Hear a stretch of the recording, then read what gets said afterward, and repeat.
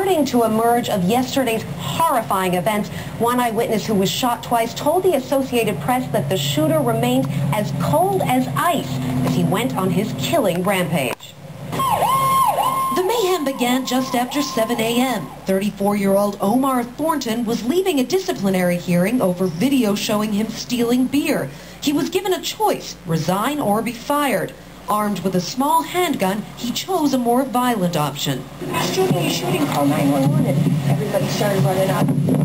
When the shooting spree was over, Thornton called his mother. "I killed the 5 racists that was there bothering me," he said. Then, debating whether to kill himself, he told his mom, "I love you very much. I want you to take care of yourself. I want you to stop smoking." Police arrived on the scene and he turned the gun on himself. "The cops are knocking on the door," he said, according to his uncle. "I'm not going to jail. I gotta go." Something snapped inside his head. Thornton had at least 5 guns registered to him. On his Facebook page, he listed Hoffman's Gun Center as one of his interests.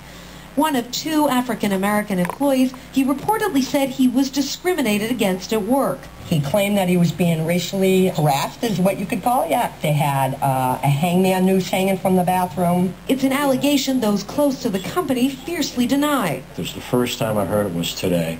I don't think this was the issue. And one more detail, the killer apparently stashed the weapon and the ammo in his lunchbox in order to smuggle them into work.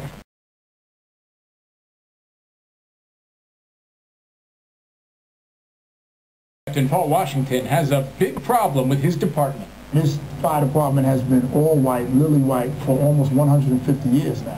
And I mean, it has to end. 8 years ago, the fire department was 92% white and only 2.8% black in a city that was 24% black, a disparity that remains largely unchanged.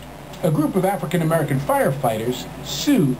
The fire department in New York, on the one hand, is tremendously heroic, and the whole world knows about its heroism. And on the other hand, we have this kind of singular embarrassment. Last January, a federal judge agreed, ruling the hiring test to become one of New York's bravest was not just discriminatory, but illegal.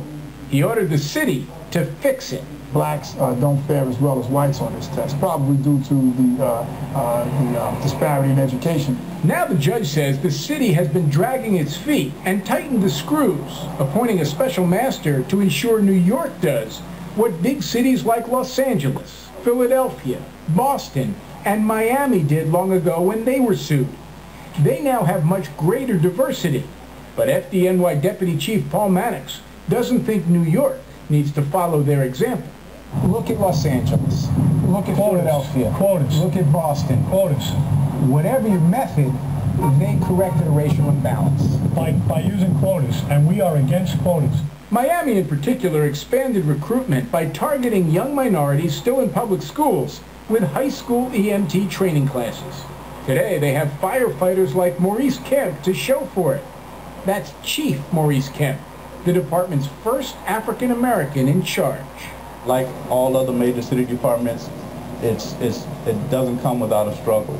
I mean, we have to be conscious of the fact that we need to be diverse. Mannix believes the current FDNY test focuses too much on producing a racially diverse department and not enough on identifying the strongest candidates regardless of race. You're asking me to make my job more dangerous to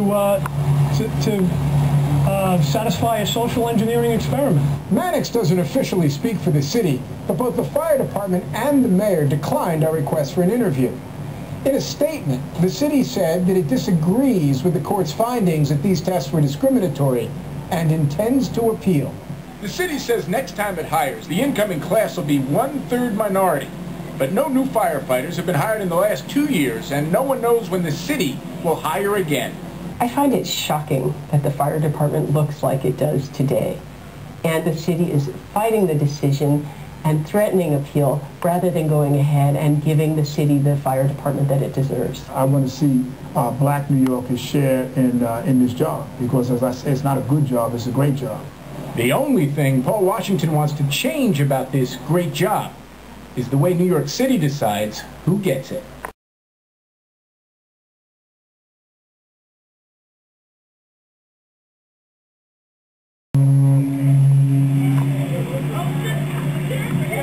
Yeah.